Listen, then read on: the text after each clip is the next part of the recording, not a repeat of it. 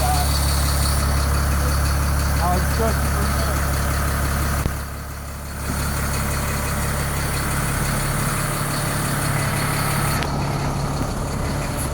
Alright, you've rolled up on the scene.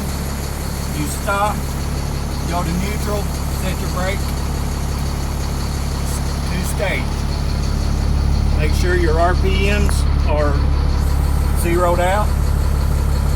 And then you just take it. It's got 1 stage here, 1 stage here. Just take it slow. You pull this yellow up and go into the first stage. You're at partial engage. When you take it, go down. Just wait a second. Do you hear that burst of air? And that's all clear for it to go into the second stage. Okay, for it to be shift into pump gear, anytime you change it, in or out needs to be in the neutral position. When you engage this, go ahead and hit drive. This light should kick off. Do not move apparatus. Right here's your green. Pump engaged. Okay, so you get out from there.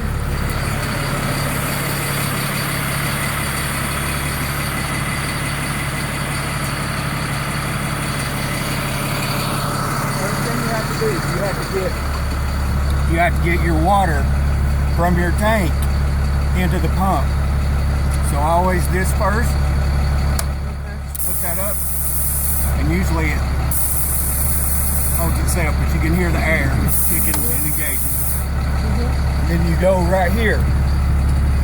Your mode. Right now pump engaged, okay to pump, throttle ready. All you do is hit mode, and it goes to pressure instead of RPM. Then you increase your engine throttle. You just hit increase, and right here is your main pressure output. 95 is the minimum that will sustain life for whoever's on the end of the nozzle. So we go ahead and just a rule of thumb, instead of 95, we go ahead and go to 100. Just hit that a bump at a time, your increase and decrease. Okay. If anything happens, instead of decreasing it to get it there faster, all you gotta do is hit your idle. It goes back down, cut your pressure so you can shut everything down. But to get the RPMs up, you hit mode. When it goes to pressure, it's ready to start receiving. What's the minimum number we run that to? 100. All right, you do it.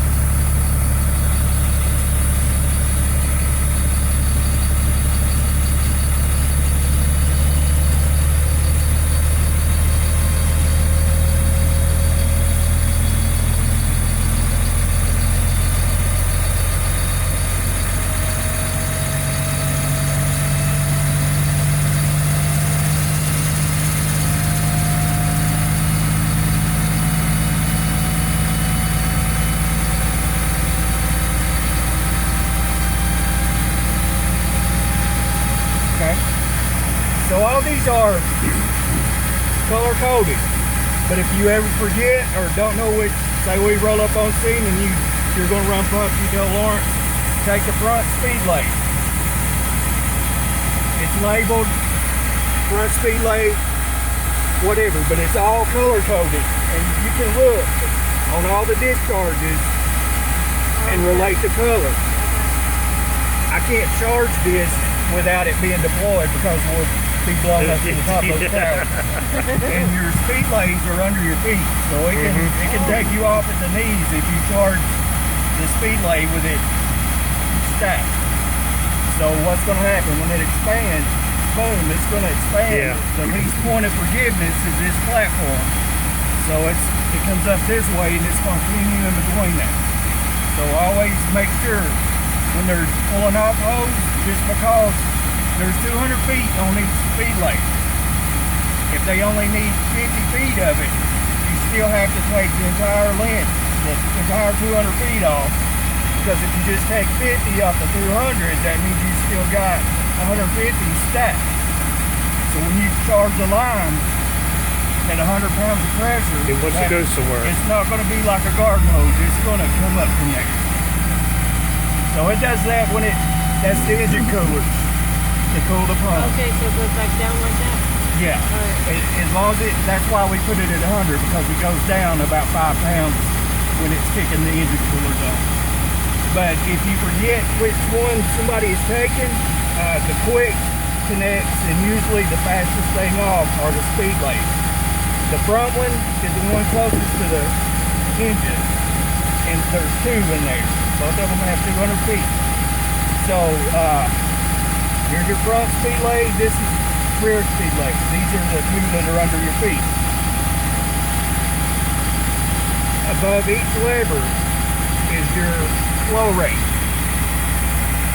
So that's depending on who's on the hose. Somebody like PJ that's young and stout, he may want it 100 to 110. That's dangerous to somebody my age. That's going to bounce me around and have me in a lot of trouble. So around 95 to 100 to see how they want it. And unless they communicate, give me more pressure, because each section of hose, it's got a friction factor. There's some mathematics behind it, but the best thing is whoever's on your nozzle will give you a thumbs up. That means a little more pressure. Just, don't give it to them quick. Just gradually up it until they tell you that's good. A lot of that's on whoever's running nozzle, whatever they're comfortable with. Me, I like about 100 is about the most I can handle now. But when you engage these, if you can't get them to pull down, they screw in and lock. Somebody has really torqued that one. But turn them to the left, lefty-loosey, righty-dotty, just like a screw. And then you just ease it down, and it'll gradually start showing how much pressure is coming out the end of the nozzle. I don't want to go into a lot of the friction details because it gets complicated, the mathematics and the thing they have you do on your fingers. It's crazy. It's 16 hours of just crunching numbers. So I'm just giving you the quick run through, The basics. 100, and how to get into pump mode. So when you get your pressure set for whoever's running, say 95 to 100 is your flow rate. When you get it up to that pressure, your lever's going to be here. You're moving, bumping things around, so it's important when you get it set to what they're wanting to run is you tighten it back down. So it's going to be here, but if you tighten it down, if you bump it, it's not going to cut their water supply off, because you're up here in bunker gear. Your profile just gets about a time and a half larger than what you're used to clearing. Bump your elbow, you know how that feels. Well, here, if somebody's on that nozzle and they've got flames in their face, and you turn around to look at something else and your elbow shoves that valve all the way shut, guess what? They just got to eat up the fire. So that's the importance of locking them down. When you get it set to your flow rate, always remember to screw it down, whatever position it's in. That way, if you bump it, you really have to consciously shove it to get it to move instead of just bumping it.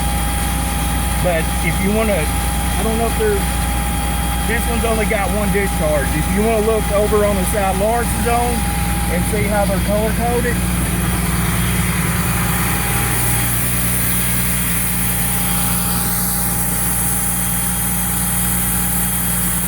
and I'm going to let you go through this several times. Get most familiar with it. Number 1 discharge, you can run 2 3/4 off of this.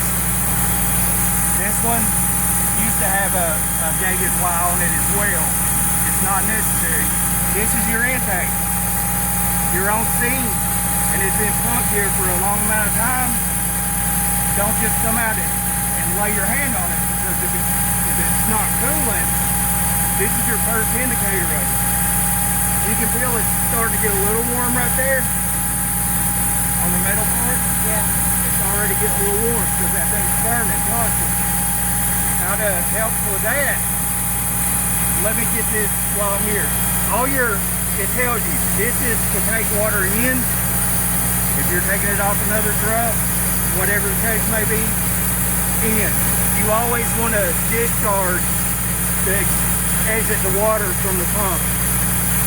Now, what to do with this, if this thing starts getting red hot, you're going to have to figure out what's going on. But how to alleviate some of it is Kathy keeps these open. Pump cooler, engine cooler. They're both open. But how to, when you get on scene, if it's in pump gear any amount of time, you want to go to tank refill. What you do is you pull that about a quarter of the way down. You hear that water start circulating? That's going to cool your pump. So you hear it automatically starting to cool down because it's circulating water through it. It was just deadheaded before. Do I? The water was just deadheaded before, and that's why the pump was just sitting there. Yeah. The pump was spinning, but it had no water going through it to keep it cooled down. But your tank refill, if you open that up, that circulates. On cold scenes, in the middle of winter, your valves can freeze up. That's why we have to keep it at least 50 degrees in there in the wintertime. Because that water that gets trapped in the valve will actually freeze and you can't get water out of it. So that's another thing, like where we went up and done the control burn with a Legion when it was cold out that morning, when we were on scene, we went ahead and put everything in pump gear and then opened the refill valve, which kept it circulating throughout the truck so it couldn't freeze up. But this, if you want to feel how to lock this lever down to see what I'm talking about to keep from bumping, I'll let you feel that. Just open that about a quarter of the way down. This or Yep. this? Now just pull it towards you. See, it's got some resistance to it. There you go. That's about enough. Right there. And to keep from bumping it, screw it down. See what that does? It keeps it from. I mean, if you really gouged on it, you could disengage it. But that's why it's important to lock them down when you get somebody sick. Because if you're running multiple lines off of it and don't have your pressure valve set, where when somebody closes a nozzle, it'll stand them up because it's cutting all the flow rate to them, so you can't compress water. So guess who gets it? The one that's on the second hose line that can jump them off the ground. So go ahead and loosen that and ease it back shut.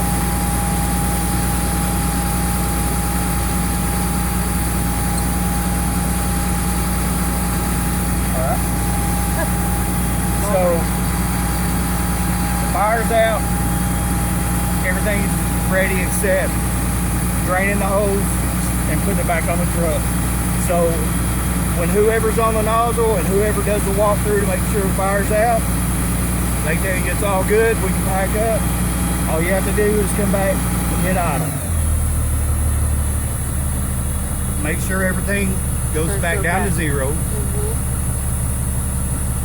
Close your pump to tank and just always listen for that air because that's the time it needs for all the motion and all that to stop. Okay, so they're busting hoses loose, taking nozzles off, walking the lines out. So So we gotta close that? you just flip that back down. Oh, Yeah, so it opens it. Okay, it does. it's spring loaded to go open when you flip It that is. off. It's got a little notch in there. Sometimes it won't take it, but 9 out of 10 it does. Okay. So just make sure that's closed back down and make sure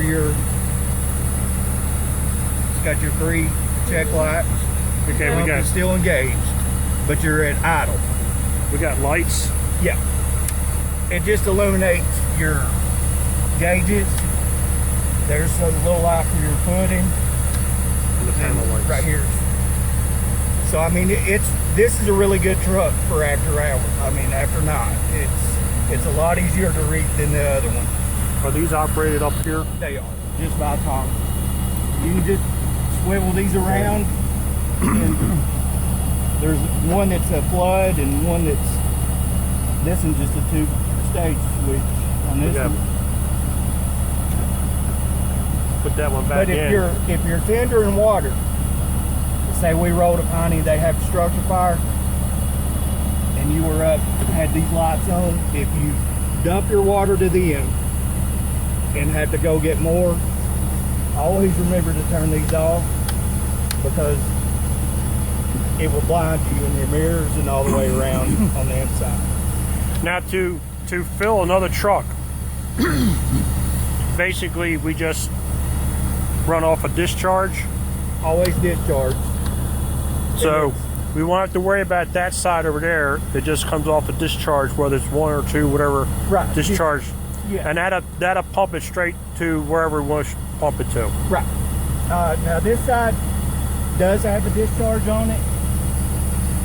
Both sides have an intake, but the passenger side only has one discharge, and it's wide.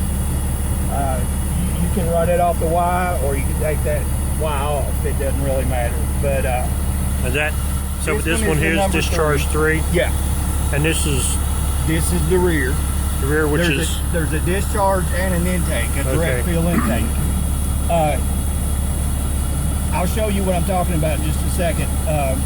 If you're taking water from a side port, like this inlet down here, the 2.5, to get it to fill, you'll have to open your tank refill, and it will open and let the water in from the side. There's a direct input valve in the back that you don't have to worry with that. It's automatic. It's got its own shut off back there. that's the one we fill when we go inside. Yeah. There's a discharge back there for your 2.5.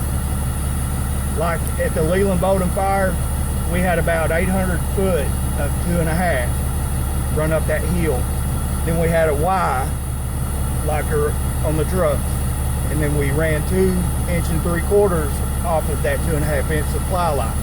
So your 2.5, it's easier to do the rear discharge, and I'll show you what I'm talking about when we get back there. But anytime you're taking water from either side on this, you'll have to open, there's the left 2.5, you'll open it and your tank refill. So you have to open both of these up, whatever one it's connected to. Yes. And no matter what these are opened, this has to be open. Yes. That allows for the air that's rushing in, because you can get a hydrant every now and then that'll flat put some water out. This lets the air escape. Now, the intake in the back, you don't have to mess with this? No. Okay. That's a direct, and I'll show you what I mean.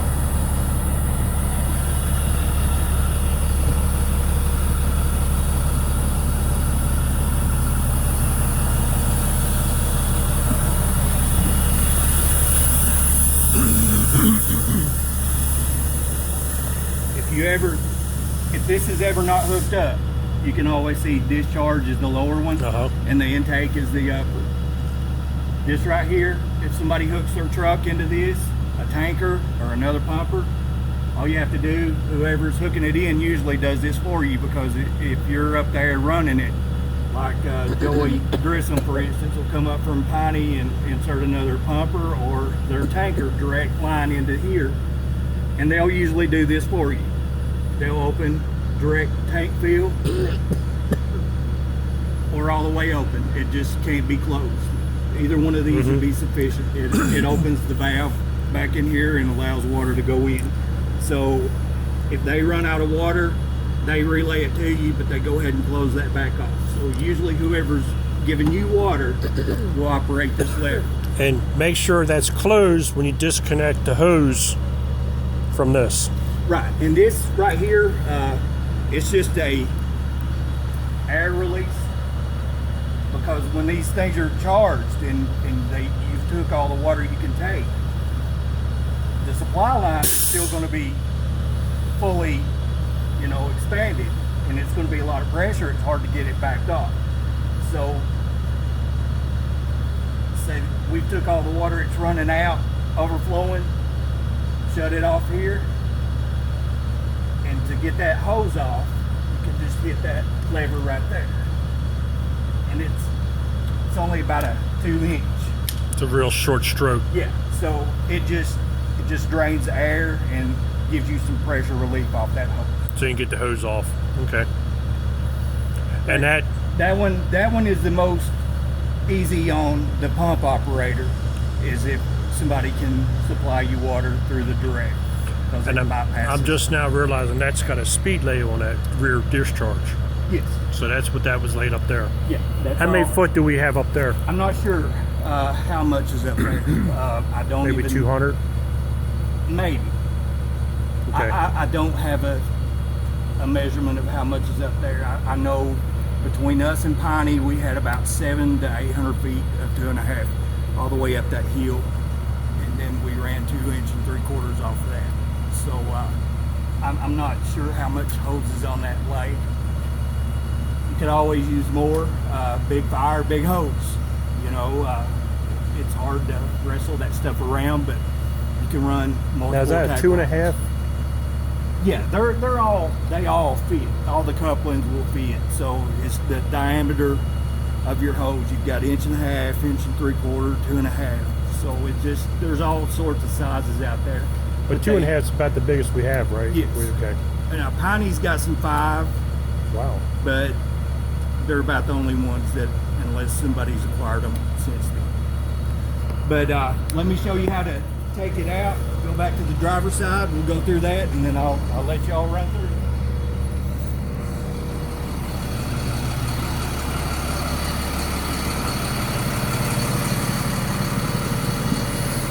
Okay, we got everything all squared away. We put the fire out. Now, all the hose is loaded back up, and you're ready to go back to station. Okay. Always, before you do any shifting, look at your RPMs. If it's been, that means it's that the drive shaft differential is all still in motion. If you show any readout right here. So the first thing you done, you got on scene, put it in neutral, applied the brake. Okay, we're all done with the fire, all the pumping is over, and before you do any switching, you don't ever want to do that in gear. So what you do is you hit neutral. What's your RPMs? You can hear it? Yeah. But if that hand is still moving or shows any RPMs on it whatsoever, if you start taking this out, it's going to let everybody on that scene know that you jumped the gun, because it will make noise like it's flying apart. And we've all done it. Forget, if you don't go through these steps ever so often, you do lose it. And I've been on them and threw it out of pump gear while everything was still engaged, and it'll tell on you in a hurry. But to shift out of all this, it has to be in neutral. So it's showing 0 on the RPMs. So you do this the same way. Disengage one step at a time. for the air. So now you're out, ready to remove your scotch, and ready to take it back to the station. So I want you all to go through the steps now, because that's where you learn the most. Hands on. Okay.